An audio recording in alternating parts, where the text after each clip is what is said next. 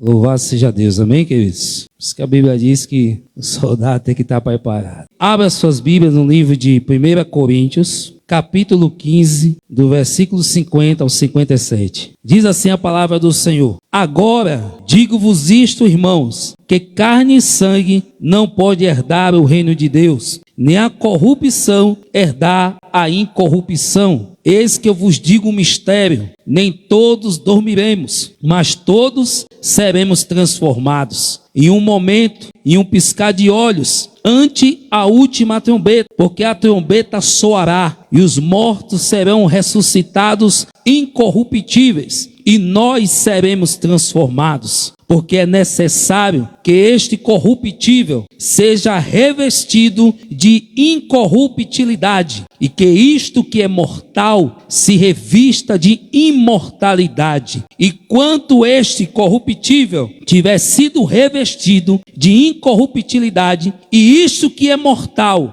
tivesse revestido de imortalidade, então se cumprirá Provérbios, que está escrito: a morte foi tragada em vitória. Ó morte, aonde está o teu ferrão? Ó sepultura, onde está a tua vitória? O aguilhão da morte é o pecado, e a força do pecado é a lei. Mas graças a Deus que nos dá vitória por nosso Senhor Jesus Cristo. Você pode glorificar, exaltar a Ele nessa noite? Sente exaltando e glorificando o nome do Senhor nessa noite. Queridos, o apóstolo Paulo, no livro de Coríntios, ele vai escrever a carta de Coríntios sobre vários assuntos. Eu gosto muito do livro de Coríntios porque o apóstolo Paulo, ele vai começar a descrever vários pontos importantes para que a igreja pudesse andar como organismo vivo, como um organismo chamado por Deus para fazer a diferença na face da terra. Quando o apóstolo Paulo entra na igreja de Coríntios, ele encontra uma igreja cheia de poder, uma igreja que Deus tinha derramado todos os dons espirituais. Se você quisesse ver dons espirituais, era só visitar a igreja de Coríntios. Aí Paulo vai perceber que no meio do culto havia uma desorganização, e Paulo vai começar a trabalhar para poder organizar a igreja, porque dentro da igreja de Coríntios tinha aqueles que trabalhavam muito e tinha aqueles que trabalhavam pouco. Tinha aqueles que pegavam os seus dons e deixavam Deus usar, e tinha aquele que pegava os seus dons e ficavam calados, quietinhos, e não deixava Deus usar. Aí Paulo vai se levantar na igreja de Coríntios e vai dizer: irmãos, eu quero vos dizer uma coisa. Quando vos reunir, um tem salmo, um tem doutrina, um tem profecia, um tem revelação, um tem língua, um tem interpretação, e tudo seja feito para a glória de Deus. Olha para o seu irmão e diga assim: por que tu se esconde se o dom já está em ti? Observe que Paulo vai falar para a igreja que quando estivermos no culto reunido como esse, nós tínhamos que revelar, ou seja, deixar Deus nos usar. É um perigo muito grande quando o crente ele tem um dom, ele tem um talento, porque o talento também foi dado por Deus. É porque nós damos mais ênfase ao dom do que o talento, mas tanto o dom como o talento foi Deus que te deu. E quando eu e você como igreja sentamos nessa cadeira, somos chamados por Deus e não exercemos o nosso dom, nem o nosso talento, você está correndo um sério perigo. Que perigo é esse? A Bíblia diz que não foi nós que quisemos ficar aqui, mas a Bíblia diz que Deus que nos chamou, nos nomeou para que pudéssemos dar fruto e o vosso fruto permaneça.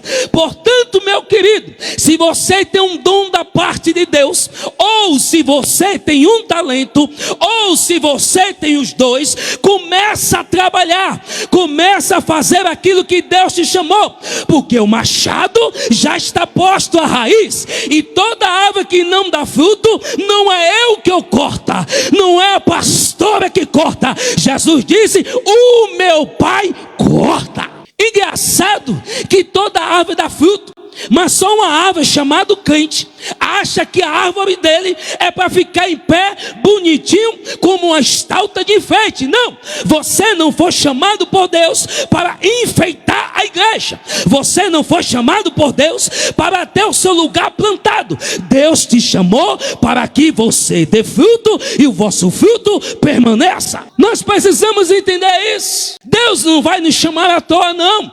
Deus nos chama para um propósito.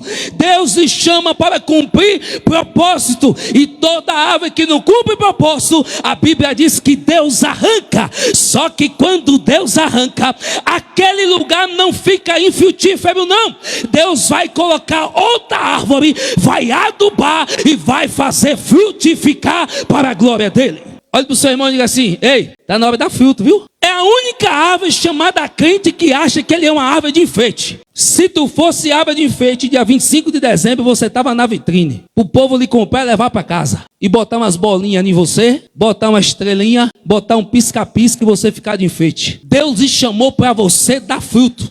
Jesus, quando chegou no meio do caminho, ele viu uma figueira e a figueira não deu fruto. Jesus não chegou para a figueira e falou assim: ô meu queridinha árvore, eu vou lhe colocar um adubozinho. Olha, eu vou pedir ao Pai para descer uma chuva do céu para te molhar, porque tu está sequinha por causa das lutas e da prova. Quando Jesus chegou perto da árvore que não teve fruto, a Bíblia diz que Jesus amaldiçoou a árvore e ela seca. Sabe por que tem muitas lutas que têm vindo sobre a sua vida? Porque existem bênçãos que está condicionada a você colocar a mão na obra de Deus. Já que está condicionado, nada vai mudar. Ah, irmão Sandro, eu estou fraco.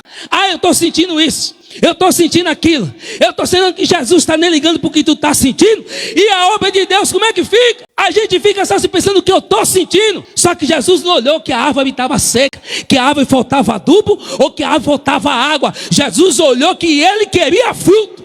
E acabou. Aí nós ficamos lá de cá como árvore. Não, eu estou assim, eu estou assado, eu estou não sei o que. Falaram de mim e não sei o que. E tal outro. Jesus não quer saber disso não, meu amigo. Minha amiga, Jesus quer saber de chegar perto de você e encontrar fruto.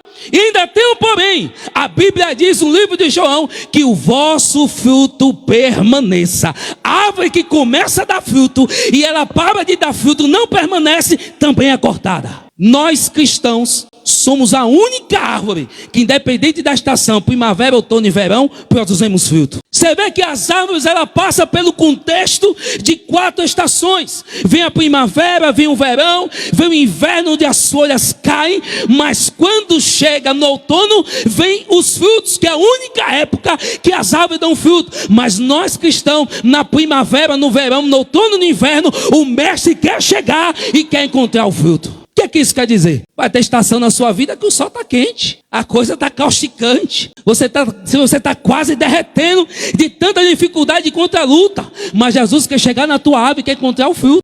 Vai chegar a época na sua vida que vai bater o inverno, onde as folhas vão cair, onde os galhos vão ficar secos, simbolizando o momento em que todos se afastam de você e você fica sozinho, mas Jesus vai chegar e quer encontrar o fruto. Vai chegar o momento da primavera e que vai chegar os reforços para nos ajudar. Aí fica mais fácil de dar o fruto. E vai chegar o outono, que é o momento que, independente de qualquer coisa, o fruto tem que aparecer. Aí também fica mais fácil. Mas Deus chamou para que você dê fruto. E o vosso fruto permaneça. Por isso Paulo, ele vai chegar na igreja de Corinto assim: peraí, rapaz, eu estou na igreja onde tem todos os tipos de dons, uma igreja onde tem pessoas capazes, com talentos, porque a gente acha que pelo fato da pessoa ter talento, não vem de Deus, e está totalmente errado. O dom não está acima do talento, o talento não está acima do dom, tudo é feito para a glória de Deus. Tem pessoas ganhando alma com seu dom, mas tem pessoas ganhando almas com seu talento.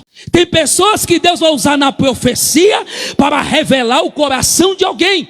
E a Bíblia diz que quando há profecia no meio da igreja e alguém que não conhece a Deus, a Bíblia diz que o desejo do coração é revelado, e aquele que não conhece a Deus vai dizer: verdadeiramente há um Deus nesse lugar. Mas quando a pessoa não tem um dom da profecia, mas ela tem algo que não se fala amor, porque existe o amor e existe o dom do amor. E quando ele tem esse dom do amor e é revelado, ele também ganha alma. Mas quando você usa o seu talento, que é algo que Deus te deu, você também ganha alma. Quantas pessoas eu vejo na internet, sem profetizar, sem falar em línguas, apenas ele pega um violão, começa a cantar um hino, e pessoas começam a chorar e se render aos pés do Senhor. Talento. E nós precisamos entender isso. Nós somos a árvore de Deus na terra e precisamos produzir fruto. Quando o apóstolo Paulo chega dentro da igreja de Coríntios, ele vai primeiro organizar a igreja. E quando ele vai terminar de organizar a igreja,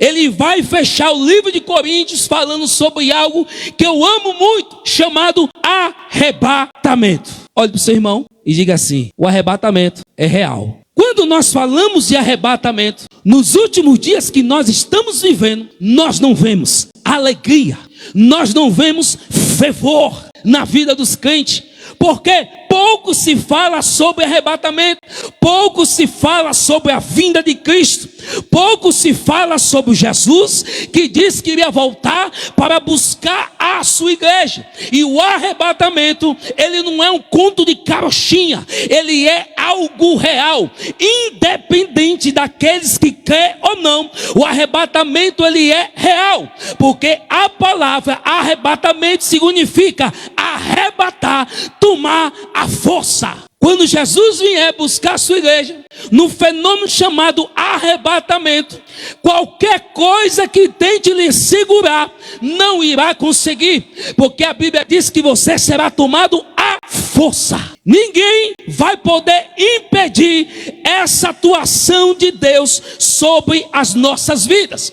O arrebatamento, ele é real. Precisamos despertar, precisamos acordar, porque Deus nos chamou para dar fruto, Deus nos chamou para fazer a sua obra, Deus nos chamou para abrir empresas, Deus nos chamou para fazer faculdade, Deus nos chamou para tantas e outras coisas, mas não poderemos esquecer que Jesus está voltando. Não podemos esquecer, queridos. E nós estamos vivendo dias e que não há mais essa alegria em disposição. Quando nós falamos sobre o arrebatamento da igreja, quando nós falamos, parece que é algo que é uma brincadeira, que não vai acontecer. De repente eu vi alguém da igreja, eu não lembro agora, porque minha mente já não está mais de 18 anos. Alguém postou na igreja um vídeo nos seus status falando sobre Hollywood, onde vem uma coluna de fogo e está tomando toda a cidade e está queimando. E de repente eu comecei a ver aquele vídeo, e aí o Facebook começou a me mandar vários vídeos referente àquilo. E eu fui vendo um, foi vendo outro, vendo um, vendo outro. Eu falei, eu vou ver, nem que eu passe uma hora, eu vou ver vários vídeos até ver a causa desse fogo. Porque aquele fogo não foi um cigarro que jogaram lá na mata e pegou fogo em tudo. E quando eu fui ver, chegou um vídeo para mim, no meu feed, e estava lá assim: houve uma festa lá em Hollywood, aonde estava uma festa de grandes famosos, e uma das pessoas chegou e falou algo que ninguém naquele momento, diante de tudo que aconteceu, ninguém honrou a Deus. E virou uma zombaria. Começaram a zombar de Deus porque Deus não foi glorificado naquele momento. Começaram a zombar de Deus porque acharam que as conquistas deles é pela força humana, é pela sua sabedoria e é pelo seu intelecto. Então Deus, que não se deixa escarnecer, Ele revela o seu poder, Ele revela a sua glória. Aí o salmista vai dizer: grande e terrível é Deus em suas obras. Deus não se deixa escarnecer. Houve tempos em que as pessoas blasfemavam de Deus e tudo parecia que estava normal. Mas eu quero te dizer, chegou o limite da terra, chegou o limite dos céus, dos governantes, seja lá quem for, se levantar contra o nosso Deus e Deus se calar. Prepara, ó terra, porque o juízo de Deus chegou na terra. E aqueles que são lavados e remidos pelo sangue de Jesus, não tenhais medo, porque vocês estão debaixo da mão do grande onipotente. Mas aqueles que não conhecem o Senhor, verão a grande mão de Deus sobre eles. Por isso, nessa noite, eu quero falar nesse momento sobre algumas verdades sobre o arrebatamento. Nessas verdades eu quero lhe estimular, eu quero fazer você voltar a acreditar que Jesus está voltando. Primeira verdade que nós vemos é que eu e você não somos da terra. Olha para o seu irmão, diga assim: você não é da terra, mas tem crente se comportando como se é dessa terra. Livro de João, capítulo 17. A Bíblia vai nos falar sobre uma conversa que Jesus vai ter com o Pai. Nós bem sabemos que Deus fez o homem perfeito. Deus fez o homem para andar do seu lado. Só o que acontece? O homem peca e ele perde essa aproximação que ele tinha com Deus. A Bíblia vai dizer que Deus nunca quer perder a intimidade com o homem. Deus não quer bloquear o acesso dele para o homem. Ele quer que o homem tenha o mesmo acesso que Adão tinha no jardim do Éden, de ir falar com Deus, que ele perdeu através do pecado. Aí a Bíblia vai dizer que no livro de Isaías, capítulo 9, Isaías vai profetizar acerca de alguém que ia restaurar essa comunhão nossa com Deus. Só que esse que viria aí não era qualquer homem, esse que viria aí não era qualquer pessoa. Isaías vai dizer no capítulo 9, versículo 6: um menino nos nasceu e o principado, ou seja, o poder está sobre os seus ombros, e o seu nome será Conselheiro, Pai da eternidade, Príncipe da paz. Isaías vai profetizar acerca de Jesus. E quando Jesus vem ao mundo, a Bíblia diz que ele pega a minha maldição, a tua maldição, as nossas dores, as nossas enfermidades, a cédula de acusação que Satanás tinha na mão contra a minha e a tua vida. A Bíblia diz que Jesus morre na cruz.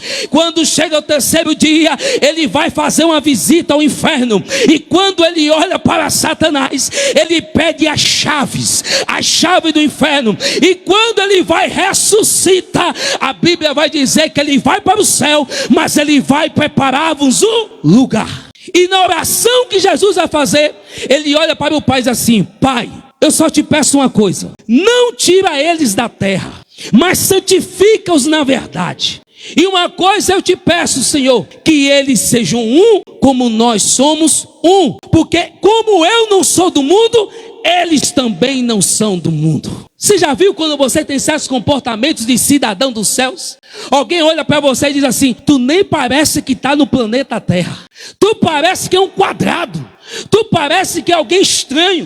Tu nem parece que vive no planeta Terra, claro, porque quem é cidadão do céu, ele tem um comportamento diferente. Ele não se comporta como alguém da terra, ele não fala como alguém da terra, porque a linguagem dele e o comportamento dele é como alguém que mora nos céus. A primeira verdade: você não é da terra. Jesus olha para o seu Pai e diz: ei, como eu não sou, aqui também eles não são. Você precisa entender isso. Onde está o seu tesouro, aí está o seu. Onde está seu tesouro, aí está o seu. Se tem alguma coisa nessa terra que ainda está prendendo a sua alma e o seu coração, então você faz parte dessa terra. É errado conquistar? Não. É errado ser próspero? Não. É errado ter casa boa? Não, é muito bom. É bom comprar carro do ano? É bom fazer faculdade? É bom ser próspero? Mas isso não pode me segurar. Eu já vi pessoas falando assim: deixa eu conquistar tal coisa até Jesus voltar. Deixa eu fazer tal coisa até Jesus voltar. Deixa que aconteça alguma coisa na minha vida de bom para Jesus voltar. Quando você tem esse pensamento, você é um cidadão da terra, não é um cidadão do céu. Eu tenho promessa de Deus na minha vida, mas se for para Jesus voltar agora, nesse exato momento, que as promessas se anulem e que Jesus volte. Estamos apegados às coisas dessa terra, e isso nos dá uma identidade de homens dessa terra. Porque cidadão do céu, ele não se apega às coisas materiais, emocionais dessa terra. Ele pode ter o que for, mas ele sabe que ir para o lugar que Deus preparou para ele é a melhor coisa que pode acontecer. Está pegado com o que, irmão? Cuidado, que tem religiões aí que pregam, que vão ficar aqui nessa terra e vão ficar tomando conta de todos os bens. No dia que Jesus voltar, eu quero estar bem rico para eu distribuir para eles, porque eu sou cidadão do céu. A identidade identidade que você tem, o CPF que você tem, o cartão de crédito que você tem, o passaporte que você tem, nenhuma dessas coisas vai servir para entrar na porta do céu. Porque lá a Bíblia diz que quando você for entrar, os lavados e remidos, vai ter um anjo na porta ali esperando. E na mão desse anjo vai ter uma pedrinha com o seu novo nome e com a nova identidade. Se desapegue dessa terra. Tem pessoas que estão largando Jesus por causa de relacionamento. Tem pessoas que estão largando Jesus por causa de um trabalho. Tem pessoas que estão largando Jesus por tantas e tantas outras coisas. Por quê? São princípios de cidadãos da terra. E nós precisamos entender isso. Se você é um crente que crê no arrebatamento, você não é da terra. Segunda verdade sobre o arrebatamento. A Bíblia vai dizer no livro de Efésios capítulo 1. Nós somos selados pelo Espírito Santo da promessa, o qual penhor da nossa redenção. Ei, você acha que Deus olhou para o Pai, depois que ele ressuscitou, e quando ele vai subir, eu acho lindo essa passagem no livro de João. Imagine Jesus ressuscitado, vai falar e conversar com os discípulos.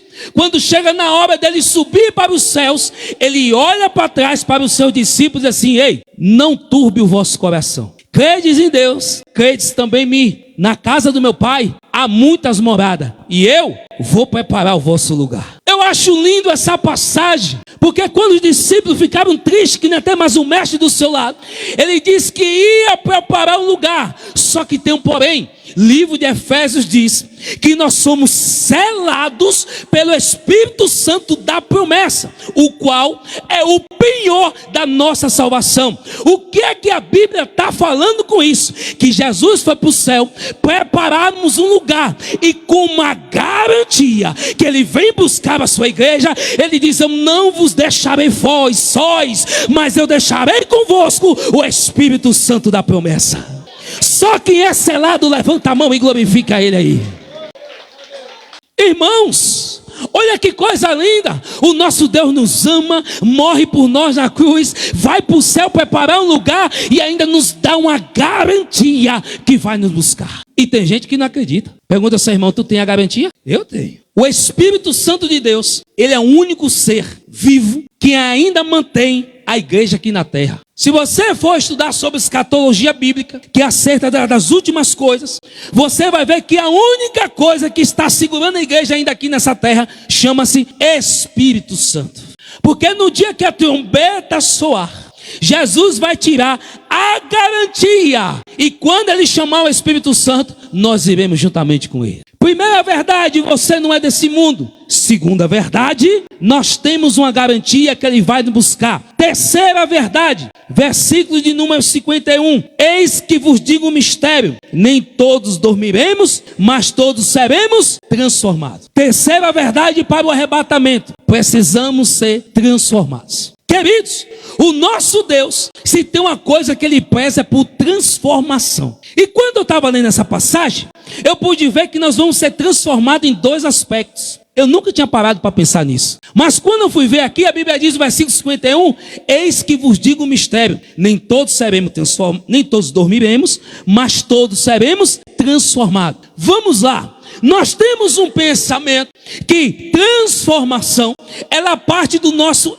exterior. Para eu mostrar minha santidade, eu preciso estar de camisa comprida, botar-lhe uma gravata, um terno sobre mim, para eu mostrar para o povo que eu estou santo. Só que roupa não é o único item de santidade, porque também não podemos andar de qualquer maneira e de qualquer jeito. Então precisamos ter um certo alinhamento. Mas roupa não é o único motivo para nós expressarmos a nossa santidade. E eu vou lhe mostrar isso no livro de Isaías, capítulo 6. A Bíblia diz que Isaías era um homem profeta de Deus. Quem é o profeta? É aquele pelo qual Deus falava com ele e ele falava com o povo. Mas quando as pessoas olhavam para Isaías, não via Isaías como um homem errado, via Isaías como um homem santo. Mas Deus, que sabe expressar a verdadeira santidade santidade, ele diz: eu vou revelar para o meu povo quem verdadeiramente é Isaías. Aí a Bíblia diz que Deus manda o anjo, e ele tinha 6 asas, com 2 voavam, com 2 cobriam seus rostos, e com 2 cobriam as suas pernas. E de repente, quando o profeta, que era aplaudido por muitos, a Bíblia diz que ele vê a santidade de Deus, ele revela quem ele é, e ele diz: ai de mim, que sou homem de lábios impuros, e habito no meio de um povo de impuros lábios, e eu vi a glória do Senhor, e eu vou perecer. Sabe quando é que vai se revelar a verdadeira santidade na sua vida? Quando mudar de dentro para fora. Porque ultimamente, roupa tem sido um momento para escondermos quem verdadeiramente nós somos. Por isso que Deus está lá em Isaías. O profeta, quando entrava no templo, não entrava de qualquer jeito, não. O cara entrava com uma vestimenta, ó, nem o calcanhar do cara poderia entrar, aparecer. Era todo bonitão, formoso. Quem ia dizer que o cara estava no meio de um povo de puros lábios? É Deus, espera aí que eu vou mostrar para você a verdadeira santidade. E quando ele fez assim, ai, Isaías não olhou nem que estava do seu lado. É a outra santidade que precisamos ter. Após você vai ser profeta agora. Vira aí para o seu irmão, aponta o dedo para ele. Diga: a verdadeira santidade não é falar de mim, é você se examinar. Quer transmitir santidade? Examine-se você mesmo. Porque Jesus falou: como é que você quer tirar um cisco que está no olho do seu irmão e no seu olho está uma trave imensa? Aí achamos que santidade é: você está errado, você fez isso, você não sei o quê. Olha, fulano está sabendo da boa, fulano está assim, assim, assim. Não, a verdadeira santidade é quando nós nos examinamos a nós mesmos. Aí eu posso dizer que você é santo. Porque quando Isaías viu o fogo pegando no meio do templo, a santidade de Deus, ele falou: oxe, não quero nem saber do outro. Ai de mim, que vi a santidade do Senhor e agora eu vou perecer. Ei, dentro daquele templo, quem foi apontar o pecado do outro morreu. Mas que fez como Isaías dizendo: ai de mim, que sou homem de impuros lábios, e eu vi a santidade de Deus. A Bíblia diz no próximo versículo que Deus pega o anjo com uma brasa viva do altar e toca na boca de Isaías, e ele é purificado. Você quer ver santidade na vida do crente? Quando ele se dispõe a fazer a obra independente de qualquer coisa. Se tu desiste da chamada de Deus na sua vida, se tu desiste daquilo que Deus tem na sua vida por causa de qualquer coisa, não existe empecilho para você fazer aquilo que Deus te deu para fazer. Não venha para cá com essa história que eu estou assado, eu estou frio, eu estou quente, eu estou fraco. Se levantaram contra mim, botaram o pé para eu tropeçar e eu caí, quase bati minha cabeça. Não existe. Você desiste porque você não valoriza aquilo que foi lhe entregue. Não existe. Porque Jesus, quando ele olhou para mim e para você, ele viu homens avarentos, presunçosos, homens amantes de si mesmo, cachaceiro, ladrão, maconheiro, viu prostituta, viu tanta coisa ruim. Ele disse: eu vou morrer por eles. Se nem saber se você é dar crédito a ele, se nem saber se você é dar louvor e honra e glória a ele, mas ele diz: eu vou. Aí vem você, quer botar empecilho por causa de A e de B. Você não valoriza o que Deus te entregou. Covarde, tímido. Volte a fazer aquilo que Deus lhe mandou fazer. Pegue de novo a sua ferramenta, molhe ela e vá fazer o que Deus te mandou. Valorize a unção de Deus que foi derramado pela sua vida. Porque tem muita gente, pergunta o Wesley ali, quando eu estava na barbearia, ele conversando comigo, o que ele falou na UTI. Ele disse: meu Deus, que lugar é esse? Dá de novo, Senhor, a chance de voltar para minha casa, porque eu vou ser diferente. Jesus tem um lugar preparado para aqueles que largam a sua ferramenta de trabalho. Você sabia disso? Porque a Bíblia diz, sabe o quê? Aquele que coloca a mão no arado tem o quê? Não olha para onde? E quem olha para trás vive o quê? Então tá, já sabe, né? Jesus tem um lugar preparado para aqueles que largam as suas ferramentas. Vamos parar com esse negócio de eu não posso isso, eu não posso aquilo, eu tô assado, não sei o quê. É desculpa. Imagine você entrando na porta do céu e na hora da sua entrada o anjo dizer: é hora de almoço, você não vai entrar agora não. E quando eu voltar às 14 horas, a sua ficha já venceu. Os céus não param, os céus não diz não. Os céus estão manifestando a glória sobre a igreja. A igreja é o único ativo aqui na terra para combater o mal, para combater a corrupção, para combater tantas coisas que vêm sobre nós. E nós estamos aqui fazendo igual o povo de Israel quando foi para a Babilônia. Eles estavam passando para a Babilônia e no meio do caminho eles disseram: junto aos rios da Babilônia, nós pegamos as nossas armas, pegamos os nossos instrumentos e penduramos do outro lado. A coisa estava tão feia que os próprios inimigos que estavam levando ele cativo falaram assim: ei rapaz, eu sei que a gente lhe prendeu, eu sei que eu estou levando, olha a conversa do inimigo com o povo de Israel. olha, eu sei que eu lhe prendi, eu sou aqui o inimigo da Babilônia, e aqui é um judeu. E está o inimigo da Babilônia falando assim, olha, eu sei que eu lhe prendi, daqui a Babilônia está um sol terrível, a coisa está difícil aqui, você está aí amarrado, eu sei que você não vai mais adorar o seu Deus em Jerusalém, mas eu quero te pedir uma coisa, para até andar, até a gente chegar na Babilônia, as coisas fiquem melhor, canta-nos um dos cânticos de Sião. Agora imagine, a coisa estava tão feia que o próprio inimigo estava pedindo ao povo de Israel para cantar um cântico de Sião. E sabe o que foi que eles falaram, povo de Israel? Como cantaremos um cântico de Sião em uma terra estranha? Ei, só que Deus te chamou, te deu uma unção, te deu dom, te deu talento, é para você frutificar, não é aqui dentro não, é em lugares estranhos.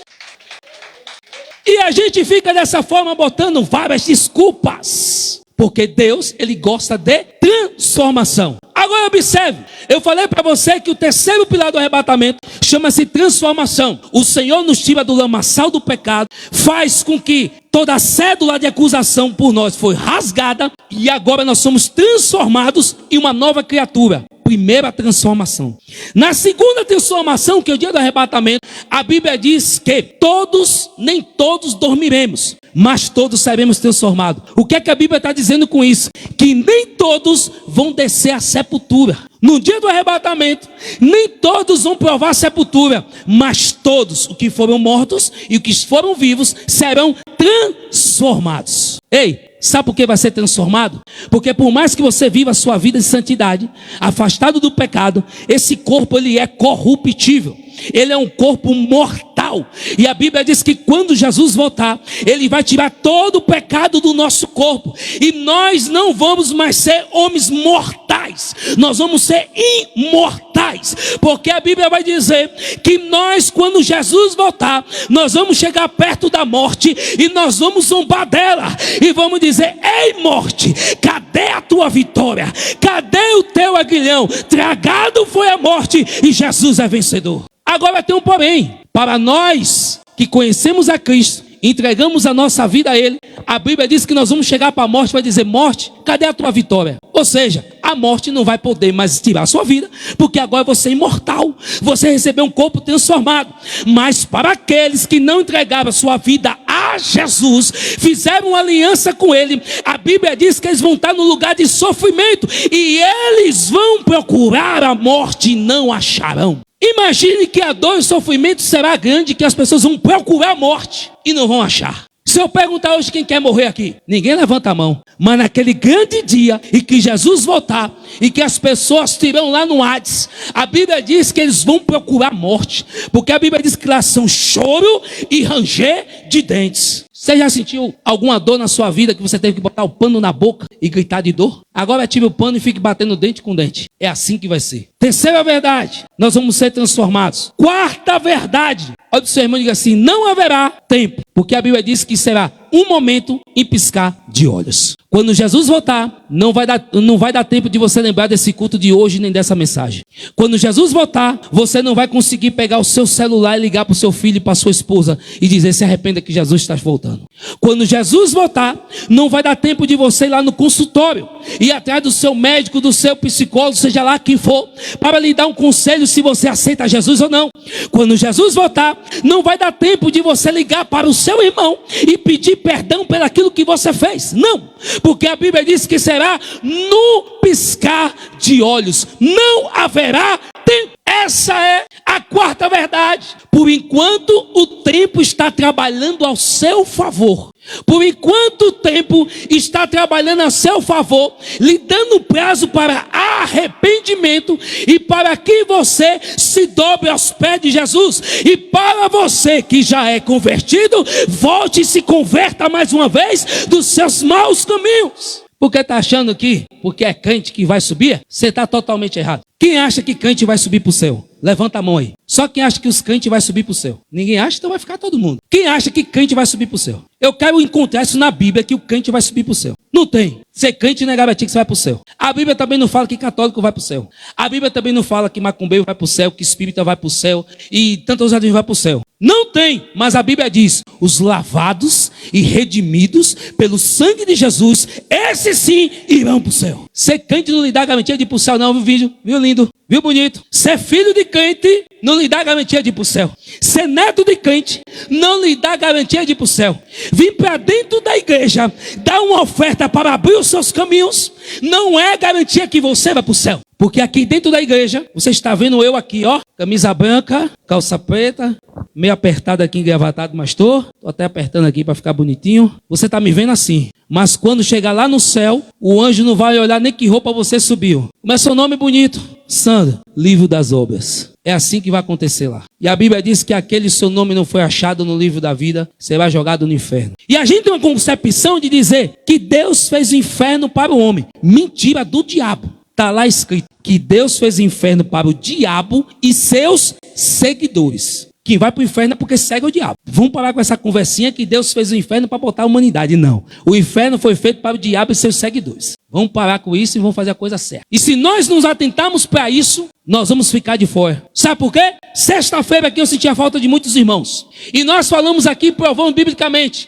quando nós falamos que existe 3 batismos na Bíblia. Batismo com água, batismo com o Espírito Santo e batismo com fogo. E a Bíblia diz que muitos são batizados com água, batizados com o Espírito Santo, mas vão para o inferno. Irmão, você não me prove, vou lhe provar agora. Naquele grande dia, o crente que tem um dom espiritual, que não precisa falar, que tem vários, todo mundo sabe o que é dom espiritual, sabe qual é o dom espiritual. O crente tem um dom espiritual, mas é desobediente, fuxiqueiro, fofoqueiro, levanta contra a liderança, defama os sermões escondidas. Aí Jesus, ele vai chegar diante da porta, a porta vai estar fechada. Aí Jesus vai dizer assim, ele, o que é que tu quer? Aí ele vai chegar e vai dizer, eu quero entrar, Senhor. Jesus, não, aqui tu não vai entrar não. O seu lugar aqui, meu filho, já foi cortado há muito tempo. Aí ele vai dizer, mas no teu nome eu expulsei demônio. Tu não lembra não daquele dia na Nova Jerusalém? Então um cara lá endemoniado, eu saio. E o demônio saiu. Só que o poder não está na sua vida, é no nome de Jesus.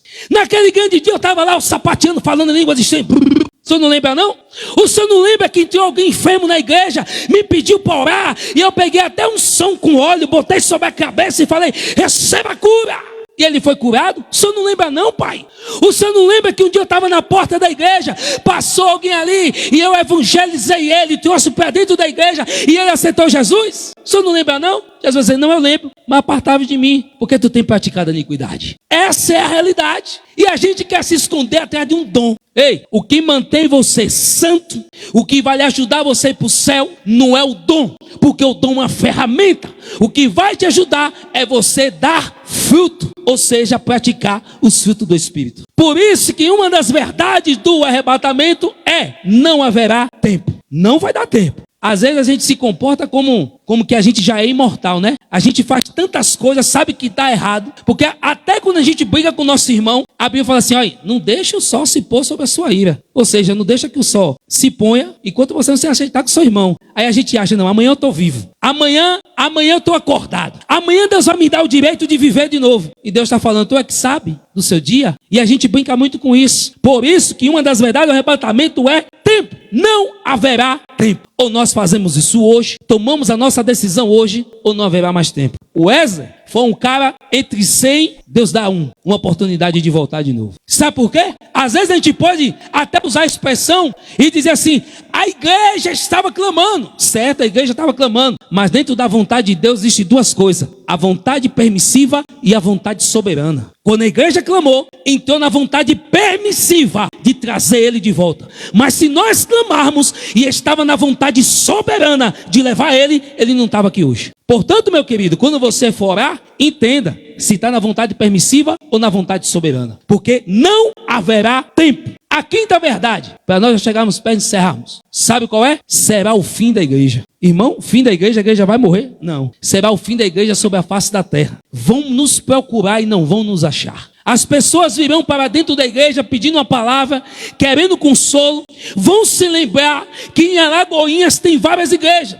E no momento de dificuldade da sua luta vai lembrar, eu me lembro que dia de domingo é culto lá na Nova Jerusalém, e que quarta-feira tem culto de libertação, e sexta-feira de ensino da palavra. Eu vou lá porque eu estou angustiado. Quando Jesus voltar, não encontrará a igreja nesse lugar. Essa é a quinta verdade. Até hoje, as pessoas elas olham para a igreja assim, quando ela precisa, nós somos o refúgio. Quando ela está bem, nós já não prestamos mais. Já viu aquele crente, quando ele está na prova, ele está na luta, ele vem para o evangelho, aí Jesus vai lá, abençoa, ele chega aqui humilde, chega aqui, como diz a pastora Belina, puxando a cachorrinha, aí Jesus vai trabalhando, não, é aqui, é o lugar que Deus escolheu, eu sei que Deus é nesse lugar, aqui é a prosperidade, aí Deus vai trabalhando, tome isso, toma aquilo, vai prosperando, vai abençoando, aí quando a coisa cresce, aí se esquece de onde veio, aí se esquece que entrou puxando a cachorrinha, porque agora está em cima de um carro, aí se esquece agora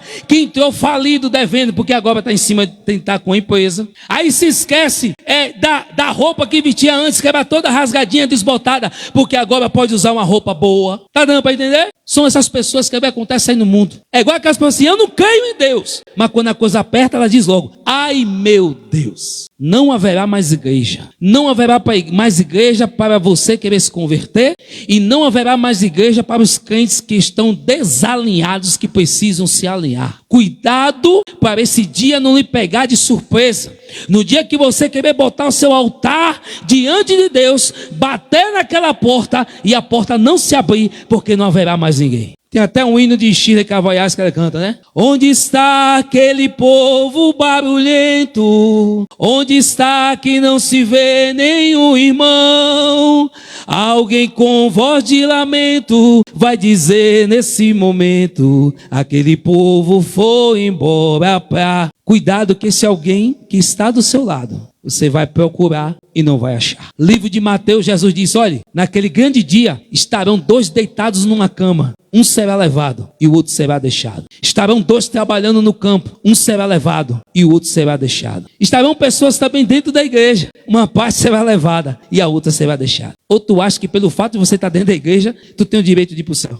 A gente está muito enganado com o que é o entrar no céu. Irmãos, Jesus não disse nem o dia nem a hora, mas ele deixou os sinais. Nós podemos ver que os sinais na nossa época é bem diferente dos nossos bisavós e avós. A coisa hoje acontece de forma escancarada. Hoje a pornografia está de forma escancarada. Hoje o governo ele quer implantar coisas sobre a nossa família de forma escancarada.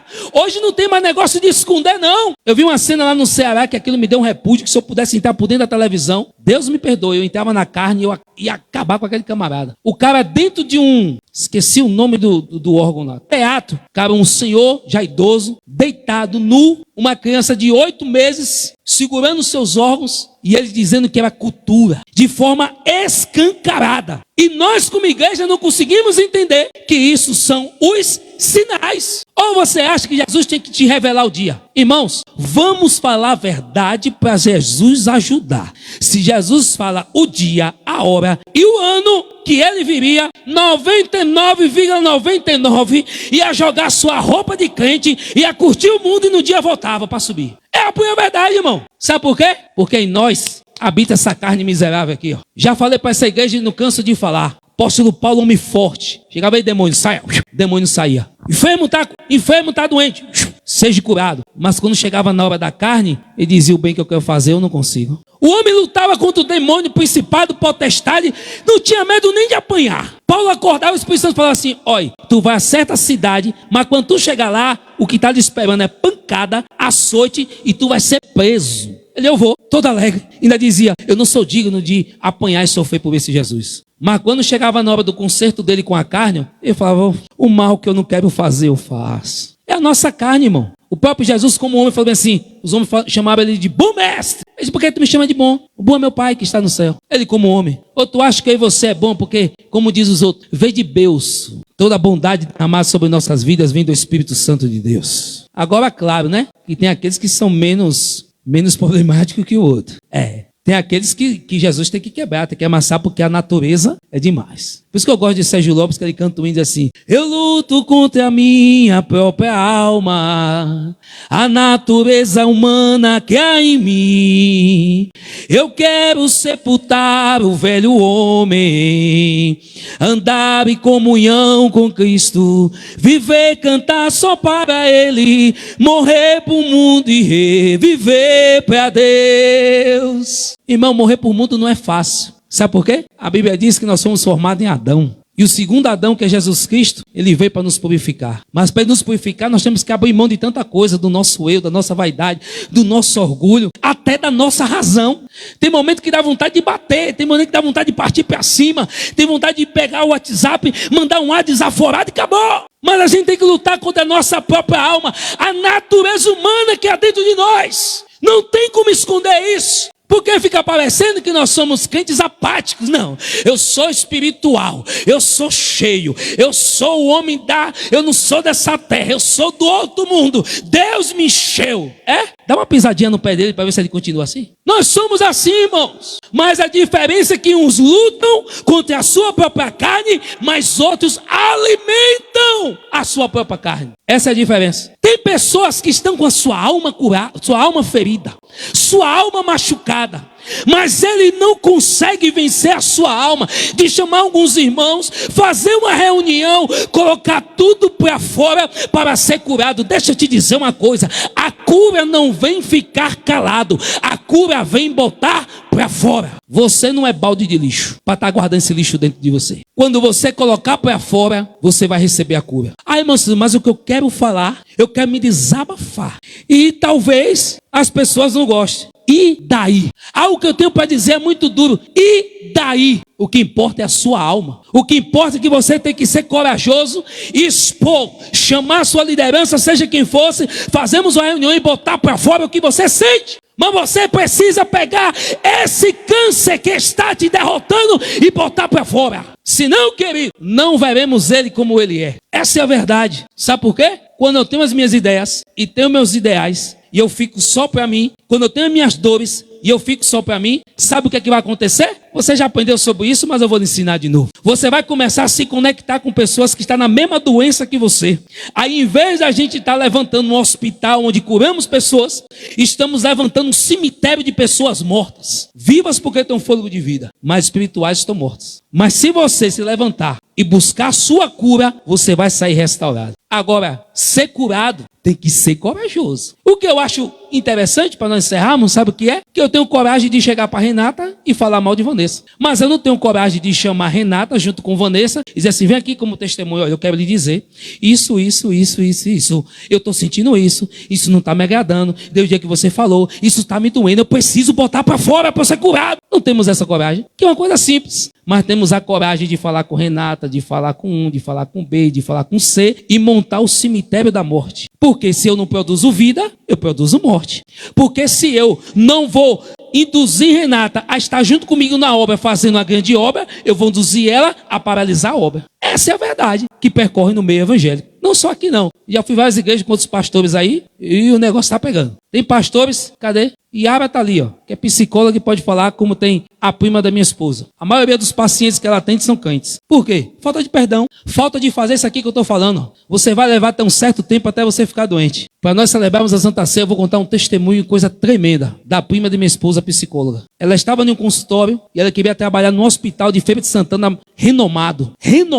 E ela não falou nada com ninguém. De repente ela está atendendo um paciente, o cabo doidão, falando coisa com coisa. Sabe o que aconteceu?